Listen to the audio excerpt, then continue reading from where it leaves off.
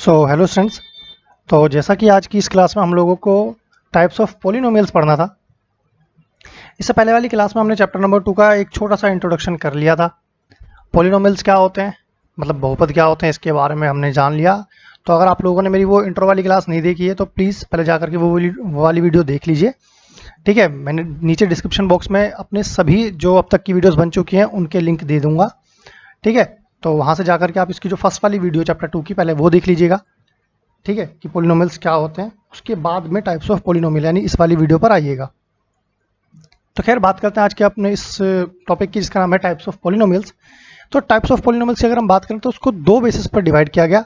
एक तो उसके टर्म्स के बेस पर कि कितने उनके टर्म होंगे, उसके बेस पर पॉलिनोमियल कितने टाइप्स के हो सकते हैं, तो वो हम देखेंगे। ठीक है, दूसरा उनकी डिग्री के बेस पर देखेंगे। तो सबसे पहले आज जो अभी हम पढ़ने वाले हैं वो है types of polynomials on the basis of term, मतलब कि कितने टर्म होंगे उसके आधार पर पॉलिनोमियल्स को हम पढ़ेंगे।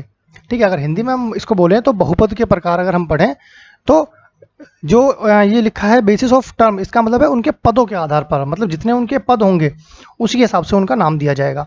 बिल्कुल सिंपल सी चीज़, जितने पद होंगे उतना नाम। अब हिंदी में अगर पहले मैं आपको फटाफट समझा दूं ना तो आपको जल्दी से समझ में आ जाएगा। देखिए, अगर हम बात करें बहुपद के प्रकार की, ठीक है, तो सिंपल सिंपल सी अगर आपको बात बताऊं, जहां लिखा है आपको एक पदी, जहां लिखा है एक पदी, मतलब जहां पर सिर्फ एक पद हो। देखिए, 2x ये एक ही पद है, 5 एक पद है, 4x² एक पद है, -8y³ ये एक पद है, ये पूरा एक पद है, ये दो अलग नहीं है। देखिए, इसलिए मैं आपको बोलूँगा मेरी लास्ट वाली, इससे पहले वाली जो वीडियो है पहले आप वो देख लीजिए। ठीक है, ताकि आपको कन्फ्यूजन ना हो कि ये दो पद है, ये तीन पद है, ये क्या हो रहा है। ठीक है, तो चलिए मैं एक बार आपको समझाता हूँ कि मोनोमियल क्या है, कैसे है। देखिए, मोनो का मीनिंग जो है,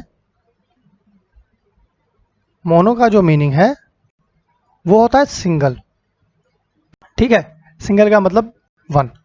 ठीक, तो मोनोमियल जो पोलिनोमियल का पार्ट है उसका मतलब ये होता है कि जहां पर सिर्फ एक ही टर्म हो।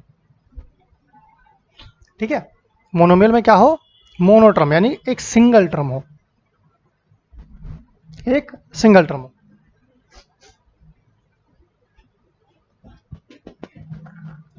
तो एग्जांपल अगर हम लेके चलें तो जैसे एग्जांपल लिखा है 2x, अब इस 2x में क्या प्लस या माइनस में इसके साथ में कोई और टर्म लिखी है, नहीं लिखी, तो ये मोनोमियल का पार्ट हो गया। क्यों? क्योंकि ये एक ही टर्म है पूरी, ये दो दो टर्म नहीं है, ये पूरी एक टर्म है। इसके साथ प्लस या माइनस में कोई टर्म लिखी होती तब वो दूसरी टर्म मानी जाती।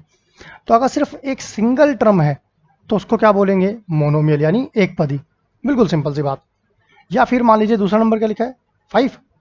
अब ये जो 5 है इसके साथ क्या प्लस या माइनस में कोई और टर्म लिखी है, नहीं लिखी है ना, तो ये क्या है, सिंगल टर्म है। तो जहां पर भी आपको सिंगल टर्म दिखेगी उसको आप मोनोमियल नाम दे देंगे, यानी एक पदी बोलेंगे हिंदी में। जहां पर एक पद वो एक पदी, जहां दो पद वहां द्विपदी। सिंपल है ये चीज। ठीक है, अगर मान लीजिए यहाँ पर एक जगह पर लिखा है ये -8y³, तो आपको बस ये देखना है टर्म कितनी है। तो ये कितनी टर्म है, ये एक ही टर्म है, क्योंकि साथ इसके प्लस या माइनस में आगे कुछ नहीं लिखा। देखिए, ये माइनस का जरूर नेगेटिव है नंबर, पर इसके साथ प्लस या माइनस में कुछ आगे या पीछे नहीं लिखा, तो ये जो टर्म है वो तो एक ही है ना।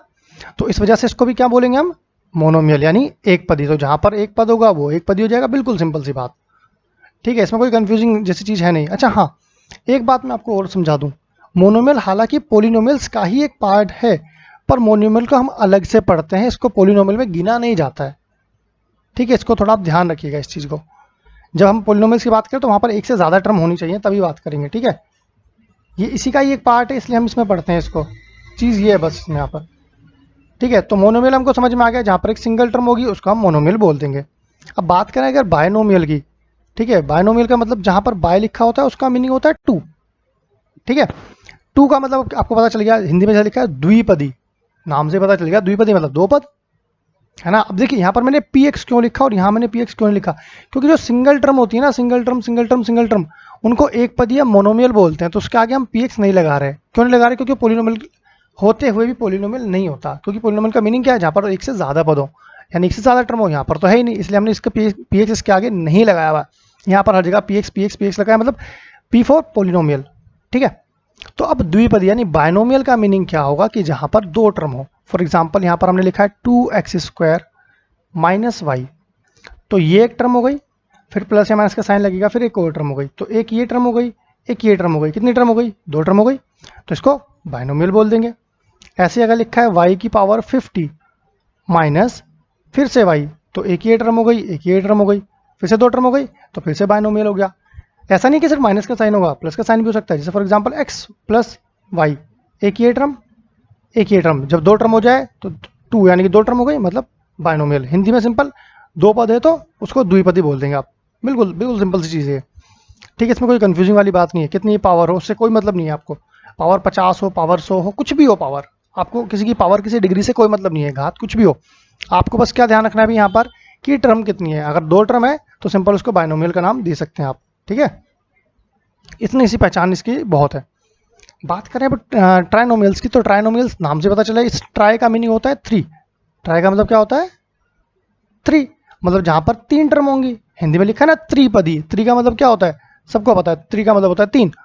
तो जहां पर 3 पद होंगे उसको त्रिपद बोल देंगे हम, है ना। यानी कि अगर 3 टर्म होंगे तो उसको ट्राइनोमियल्स बोल देंगे। जैसे कि एक ये पद है, एक ये पद है, एक ये पद है, तो 1 2 3 तो त्रिपदी हो गया, सीधी सी बात। यहाँ पर भी ऐसे ही, एक टर्म दो टर्म तीन टर्म, पाई को भी टर्म में गिना जाएगा, ठीक है। बीच में प्लस माइनस का साइन है इसलिए 3 अलग अलग टर्म मानी जा रही हैं। तो 1 2 3 ट्राइनोमियल हो गया, 1 2 3 ट्राइनोमियल हो गया। पावर कितनी भी हो, प्लस या माइनस कोई सा भी साइन हो, कोई फर्क नहीं पड़ता। हमें क्या ध्यान रखना है, बस टर्म कितनी है। क्यों? क्योंकि हम अभी देखिए क्या पढ़ रहे हैं, ध्यान से ऊपर देखिए, हम टाइप्स ऑफ पॉलिनोमियल पढ़ रहे हैं, लेकिन किस पर? On the basis of terms. जितनी टर्म हो उनके बेसिस पर उनका नाम खाली पढ़ रहे हैं, ठीक है। तो अगर 3 टर्म होंगी तो ट्राइनोमियल, 2 टर्म होंगी तो बाइनोमियल, और 1 टर्म होगी तो मोनोमियल। यानी एक पदी को, मतलब एक पदी में एक पद होगा, और जहाँ 2 पद हैं वो द्विपदी होगा, जहाँ 3 पद है वो त्रिपद होगा। बिल्कुल बिल्कुल सिंपल सी चीज़ है, इसमें कोई कंफ्यूजिंग नहीं है। अब बात करते हैं, अगर मान लीजिए टाइप्स ऑफ पॉलिनोमियल्स ही हमें पढ़ना है, लेकिन यहाँ पर भी बेस बदल जाएगा, आधार बदल जाएगा। मतलब क्या होगा, टाइप्स ऑफ पॉलिनोमियल्स को दूसरे बेसिस पर जब हमने कैटेगरी में किया, कैटेगराइज किया, तो वहाँ पर ये पाया कि टाइप्स ऑफ पॉलिनोमियल यानी on the basis of degree, degree या एक्सपोनेंट, या आप समझ ले उसकी पावर, ठीक है। लिखते हैं ना जैसे x की पावर 50, तो इस पावर के बेस पर, पावर के बेस पर हम कैसे पॉलिनोमियल्स को डिफरेंशिएट करेंगे वो समझना है। तो बहुपद के प्रकार समझेंगे किसके आधार पर? घात के आधार पर। ध्यान रखिए, जैसे x की पावर 50, हम इंग्लिश में इसको पावर बोलते हैं, डिग्री बोलते हैं, एक्सपोनेंट बोलते हैं। हिंदी में इसी चीज को हम घात बोलते हैं। क्या बोलते हैं? घात। ये जो ऊपर की पावर होगी इसको घात बोलते हैं, नीचे को नहीं, नीचे आधार होता है, ऊपर घात होता है, ठीक है। तो हम लोग क्या करेंगे, अब हम लोग उसके घात के आधार पर बहुपदों को समझेंगे। तो सबसे पहला जो हमारा टाइप है वो है लीनियर। लीनियर, ये आप ऑलरेडी पहले भी पढ़ चुके हैं कि लीनियर का मतलब क्या है, जहां पर हाईएस्ट डिग्री क्या हो? 1 हो। हाईएस्ट डिग्री जो है वो 1 हो, मतलब किसी की जो पावर होगी ना वो 1 से ज़्यादा होगी नहीं।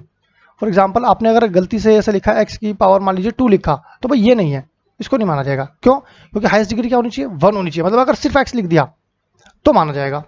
क्यों? क्योंकि इस x पर कोई पावर नहीं है, तो मतलब 0 नहीं माना जाएगा इसको। x के ऊपर कोई पावर नहीं है, मतलब वो पावर 1 है।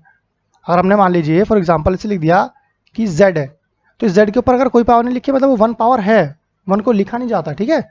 तो ये एक पावर हो गई, तो हाईएस्ट डिग्री क्या है? 1।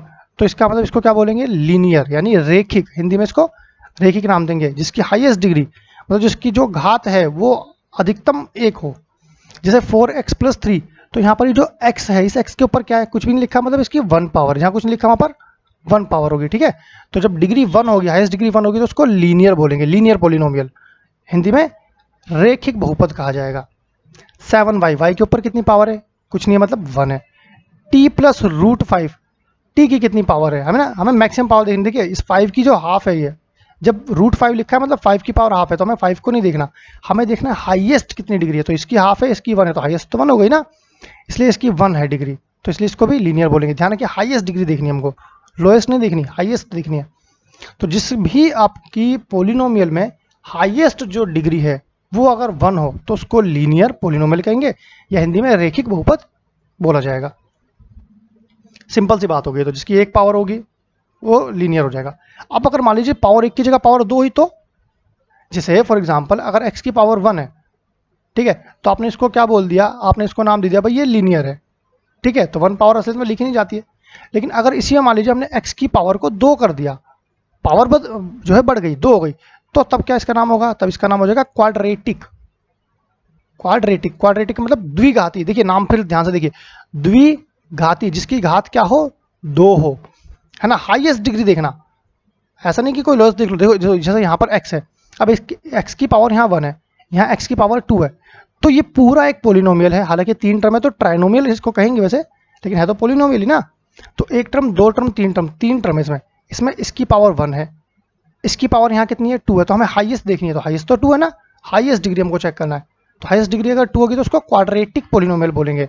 हिंदी में द्विघाती है, जिसकी 2 घात हो द्विघाती। यहाँ पर भी 7y² देखिए, y की पावर कितनी है 2, तो हाईएस्ट डिग्री 2 है, 2 से ज़्यादा क्या है 3 है 4 है 5 है नहीं है, y की पावर मैक्सिमम कितनी है 2 है। तो जब जिसकी मैक्सिमम पावर 2 हो, ठीक है, उसको क्वाड्रेटिक पोलिनोमियल बोला जाएगा।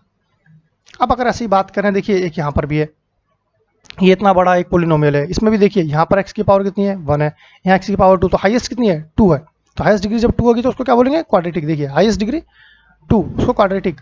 लिखने का तरीका भी मैंने आपको बताया, या तो असेंडिंग ऑर्डर में लिखा जाए या डीअसेंडिंग। ऐसा भी हो सकता है कभी कभी कि जो x² ये बीच में लिखा हो या लास्ट में लिखा हो, ऐसा हो सकता है।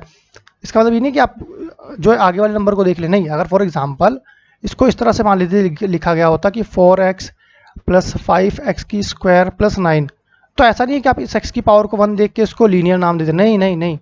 इस पूरे पोलिनोमियल में कहीं भी x जो अगर लिखा है तो उस x की पावर ज़्यादा कितनी है, मैक्सिमम कितनी है, या y है या z है, कुछ भी है, तो उसकी मैक्सिमम पावर कितनी है, यहाँ पर 2 है, तो इसलिए इसको क्वाड्रेटिक नाम दिया गया। वो चाहे बीच में हो, चाहे आगे हो, चाहे पीछे हो, कोई दिक्कत नहीं है, ठीक है। तो जिसकी हाईएस्ट डिग्री 2 होगी उसको क्वाड्रेटिक यानी कि द्विघाती बोलेंगे, जहाँ 2 घात वो द्विघाती। अब बात करें क्यूबिक, तो इस क्यूबिक का मतलब होता है जहां पर हाईएस्ट डिग्री कितनी हो 3 हो। हिंदी में बड़ा आसान है, देखिए हिंदी में क्या बोला त्रिघाती, जिसकी 3 घात हो वो त्रिघाती।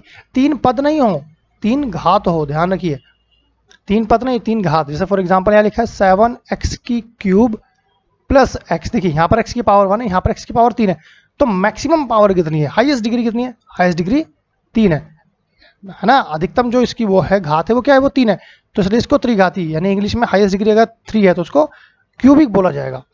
सेम ऐसे ही यहाँ पर देखिए ये इतना बड़ा पोलिनोमियल है, 1 2 3 4 टर्म है ना। तो अब मान लीजिए इसमें हाईएस्ट डिग्री हमें चेक करें, तो हाईएस्ट डिग्री क्या है, यहाँ पर देखिए यहाँ पर 2, यहाँ पर 1, यहाँ पर 3, तो हाईएस्ट डिग्री क्या है 3। तो जहाँ भी हाईएस्ट डिग्री 3 हो उसको क्यूबिक नाम दे दीजिए। मतलब सिंपल सी बात यह है कि अगर हम पावर की बात करें, पावर मतलब, या फिर आप डिग्री बोल दीजिए, ठीक है, डिग्री ठीक लगता है हमको। हिंदी में क्या बोलते हैं घात। तो अगर घात 1 है, अधिकतम की बात कर रहे हैं, तो उसको लीनियर यानी कि रेखिक बोल दीजिएगा, ठीक है। या फिर मान लीजिए अगर हमारी अधिकतम जो घात है वो 2 है, यानी जो आपकी डिग्री है वो 2 है, तो उसको क्या बोलेंगे क्वाड्रेटिक, ठीक है, जिसको क्या बोलते हैं द्विघाती। हिंदी में फिर बोल रहा हूँ बहुत आसान है, तो हिंदी मीडियम वालों को तो बड़ा आसानी से समझ में आ गया होगा अभी भी। जहाँ पावर 3 हो उसको क्या बोलेंगे क्यूबिक, है ना। हिंदी में क्या बोलेंगे त्रिघाती। ध्यान रखिए अधिकतम जो डिग्री है उसकी बात करें, यहाँ पर मैक्सिमम डिग्री की बात करें, हाईएस्ट डिग्री की बात करें। तो बस आज की वीडियो में इतना ही, types of polynomials. I hope आपको मैं समझाने में जो है कामयाब रहा। फिर भी अगर आपको लगता है कि कहीं पर कोई छोटा भी डाउट है तो नीचे कमेंट बॉक्स में मुझे उससे पूछ सकते हैं। मैं कोशिश करूंगा कि आपको आपके सारे के सारे डाउट्स जो है क्लियर करूँ। ध्यान रखिए मैथ्स को समझने के लिए डायरेक्ट क्वेश्चंस को सॉल्व मत करिए। किसी भी चैप्टर को मैथ्स के अगर आप सही से करना चाहते हैं, उसकी प्रैक्टिस करना चाहते हैं, तो सबसे पहले उसके कॉन्सेप्ट को समझिए, ठीक है।